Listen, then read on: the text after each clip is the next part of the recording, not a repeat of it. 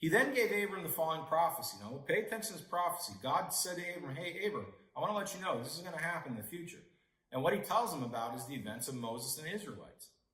Okay, so listen to the prophecy way in the future. Listen to prophecy that God says, Abram, this is going to happen to your descendants one day.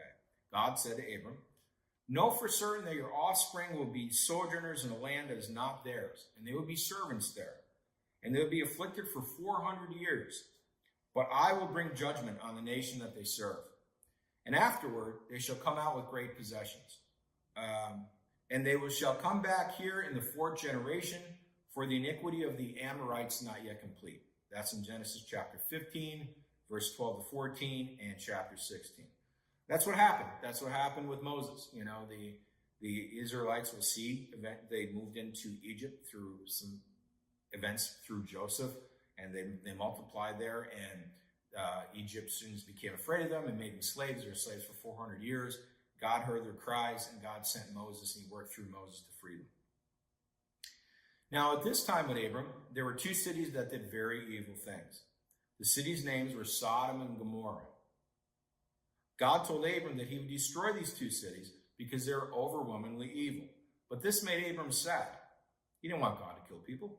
He asked God if he could find just 10 people who were not evil in these cities, would God not destroy them?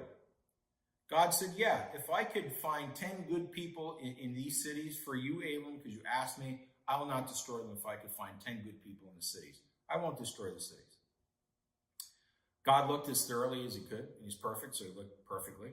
But he could not find 10 good people in either of these cities. They're not evil. So he had to destroy the cities.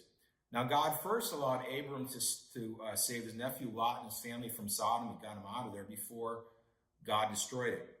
Now, before God destroyed Sodom and Gomorrah, he sent down 2 angels to the cities to meet the people who lived there, just so God can make sure that Sodom and Gomorrah were actually as evil as he knew them to be.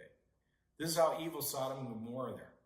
When the angels arrived in Sodom and Gomorrah, when the people saw them, they tried to attack them so they could sexually assault the angels.